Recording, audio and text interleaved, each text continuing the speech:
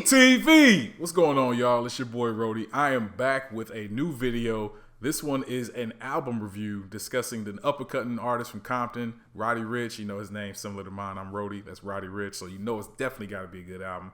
The album is titled "Please Excuse Me for Being Antisocial." Let's check it out.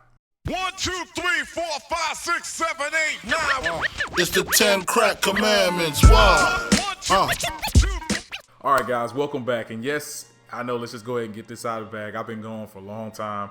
Probably since my last video. I think it may have been Mortal Kombat related. I've now had a whole nother child and niggas be busy. So I'm back and I think I'm gonna focus more on just doing album reviews because that's something I really enjoy. I still listen to music heavily. So I figured I'd give you guys album reviews on things that are recent and up to date, whether it's singles, albums, mixtapes, whatever that may be. So I decided to give a look into this Roddy Ricch album that just came out.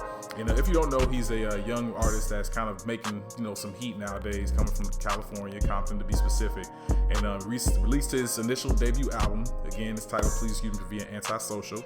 And the number one song that's being played all day long is The Box. And if you don't know, it starts out with kind of similar to, you know, that's what everybody knows. Even my 2-year-old knows that little part of the beat.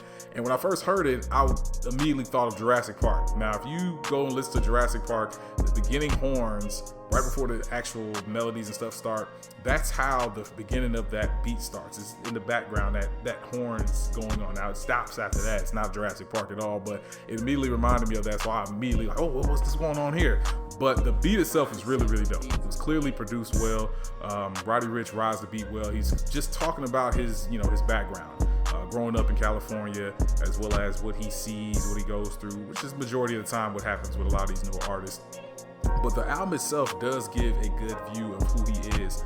And for me, somebody that enjoys to hear where an artist is influenced by, I can tell that he sounds like he's the child of a mixture between Future, Young Thug, and a little bit of Dolla. To me, it's kind of a good mesh of all those artists, kind of the good of all of them. He's got the slow kind of melodic songs that are geared towards the lady with Dolla influence. Then you've got the Young Thug influence where he likes to change up his voice style and cadence throughout the song.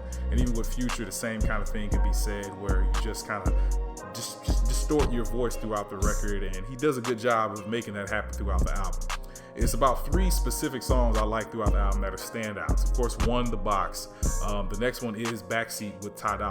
Dolla is one of my favorite artists. As I call him, Pastor Dolla, because he speak that truth.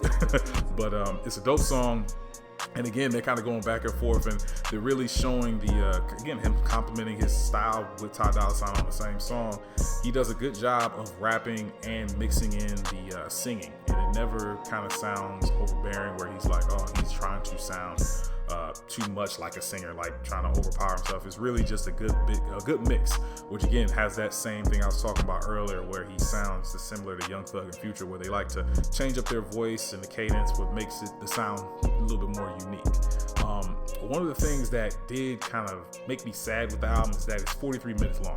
There are 4 songs out of the 16 that are over 3 minutes.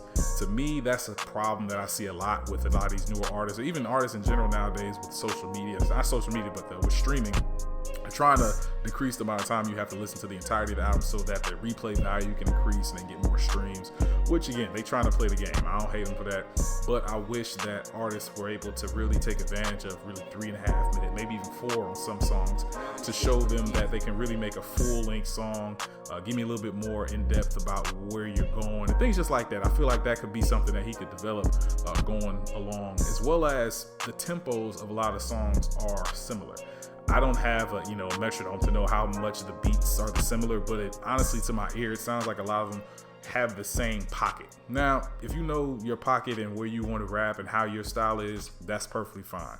Maybe in his next albums, he'll take a little bit more of a risk and change up the speed and the cadence of what type of songs he raps to, but the production on them is still A1. There's nothing wrong with them, but that's just something that I noticed, that a lot of the songs still have that same cadence, even though he does have a few that are on the slower side, like Moonwalkin and Boom Boom Room.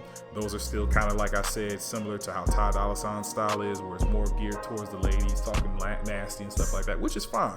I appreciate the songs like them. You got to have a nice little balance, and I think he did really good with this album, having a great balance. With 16 songs, I think he really broke it up to where there's a good mesh and flow. He even had a little interlude where it's a lady talking about, I can't get this song stuck out of my head, which is great. I mean, I think that's cool. I like to see artists bring in like a little bit of a difference of that old school where they have interlude where it's kind of like an acting scene. So I thought that was cool.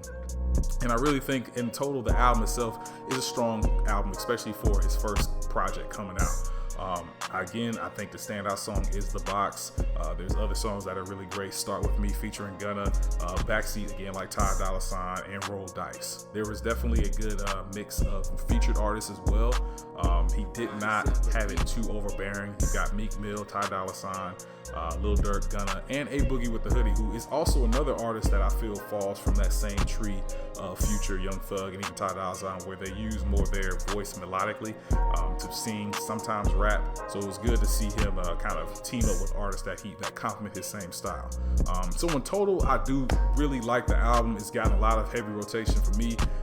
Good in the gym, good in the car, real low key at sometimes. So I definitely think you guys should check it out. In total, 1 out of 10 score, I would definitely give it an 8.5 to sit at right now, especially for him being a new artist.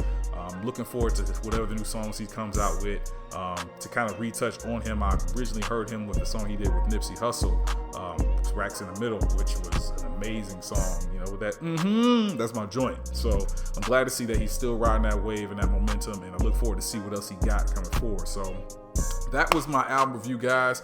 I feel like I'm a little rusty, but I'm gonna get back and get everything back good going and see how the next reviews go. But let me know if there's any albums that you guys are looking for, or singles that you want to hear from me, or anything else. I'm gonna try to keep these going as I can. You know, definitely gonna try to stay, current on any albums that's coming out. So until the next album review or anything else, I'll see y'all when I see y'all. You know how I do. Showdawee TV out.